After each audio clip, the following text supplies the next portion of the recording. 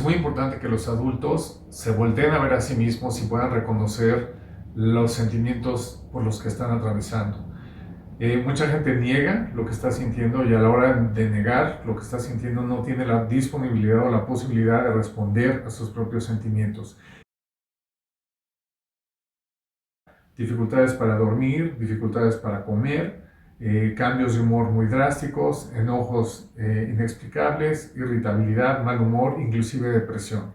Dificultades para vincularse con los demás. Si estamos nosotros nerviosos, ansiosos o con alguno de los síntomas que David acaba de mencionar, no hay forma de que los niños no reaccionen.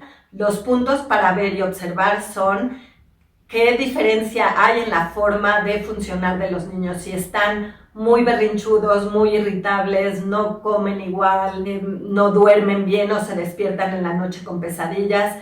¿Qué está pasando con los niños? Varía enormemente. Depende de los niños, depende de su edad. Lo que tenemos que ver es qué nos están diciendo, aunque no nos lo digan con palabras. Que los papás, que los adultos estén bien informados. Está habiendo muchísima información que se manda por las redes sociales de manera muy irresponsable. Es muy importante que los adultos obtengan su información de las redes adecuadas, de las fuentes adecuadas. Esta es la información que es importante. Cuando se habla de cuarentena, la gente tiene que entender qué es la cuarentena. Los adultos tienen que entender cómo sirve, por qué funciona, por qué hay que hacerlo, por qué hay que respetarlo. Y entonces estamos haciendo muchísimo, no nada más por nosotros y por nuestras familias, sino por la población en general. Creo que es muy importante que se fijen como papás cuando ven las noticias, cuando platican del asunto, que se den cuenta que quizá están hablando de demás en frente de los niños. Habiendo dicho eso, siempre nos tenemos que acordar que hay una diferencia entre los niños de 3, de 4, de 5, de 7 o de 18, para poder entender qué les preocupa, pero que no seamos nosotros los adultos lo que los angustia, sino los que les ayudamos a que se sientan mejor, entendiendo qué es lo que les preocupa.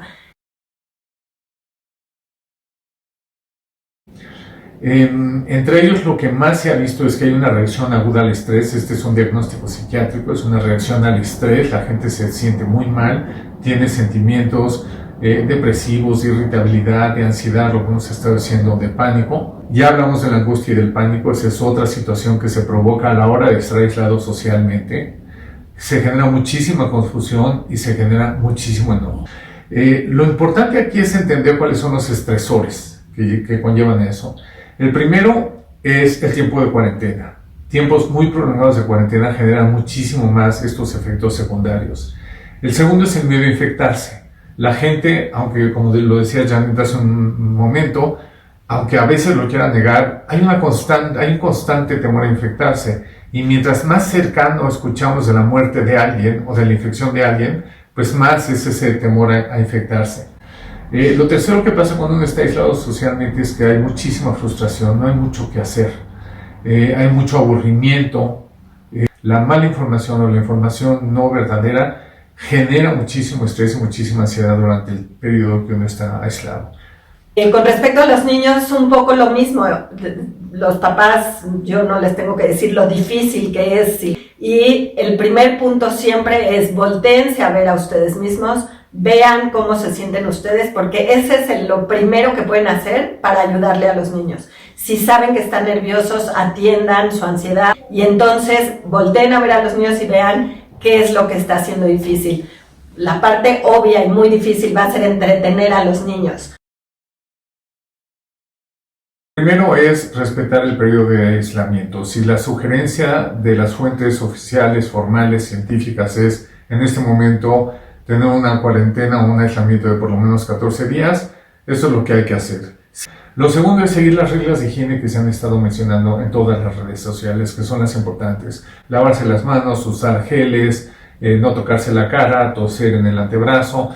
El tercero es proveerse de información adecuada. Lo que acaba de decir Janet, no ver noticias todo el tiempo.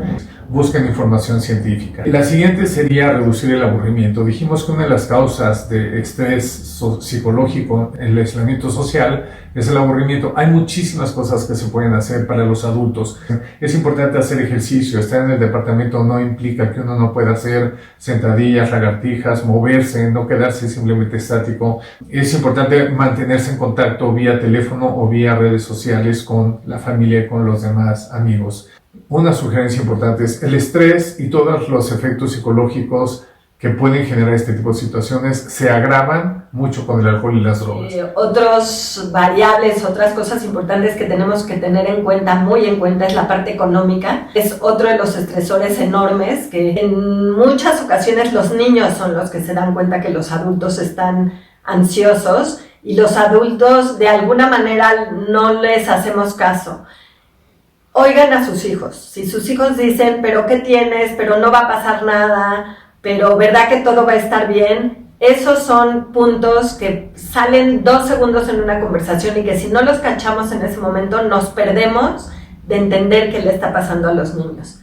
Y seguido de eso también estar muy claros que a veces como papás no somos los indicados para tranquilizar a los niños.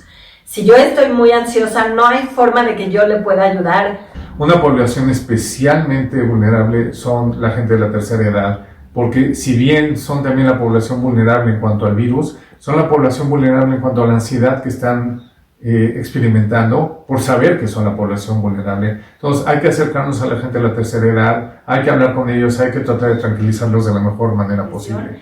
Pero lo que creo que queremos enfatizar los dos es, tenemos que darnos cuenta de que esta situación crea ansiedad, no hay forma de que no, que la reconozcamos, que sepamos qué hacer con ella con respecto a nosotros y que sepamos qué hacer con ella con respecto a los niños para poderles ayudar especialmente a los niños.